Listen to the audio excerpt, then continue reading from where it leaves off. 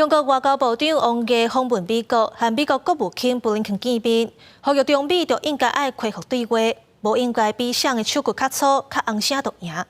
外界认为，王毅这抓去真有可能是咧替11月 APEC 拜登和习近平见面来铺路。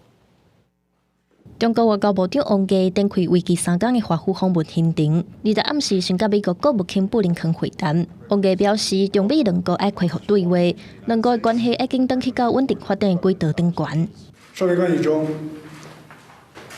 总会有这样那样的杂音，但是我们淡然处之，因为我们认为判断是非的标准不是谁胳膊粗，也不是谁嗓门大。所落来，王毅佮甲白宫国安顾问苏利文会谈。美国总统拜登有可能接见王毅。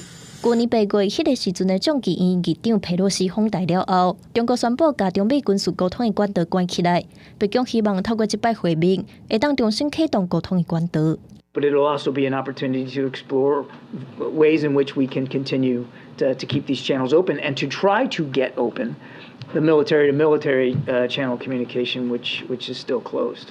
王毅这摆访问，互人看作是咧帮助美中关系回温，嘛有人认为是咧替中国国家主席习近平参加11月伫旧金山举办的 APEC 头人峰会，也佮有拜习会来铺路。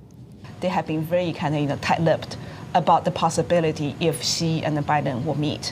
I think there are desires on both sides to meet, but then I don't think they're ready to announce it. 安那加州州长纽森目前伫中国进行为期1礼拜访问，伊是4年来头一个访中国的州长。纽森26时去万里长城游览，嘛出席气候变迁会谈，呼吁美中合作对抗气候变迁造成的极端气候。纽森已经伫25时拜会习近平，两人伫人民大会堂会谈大约45分钟。记者综合报道。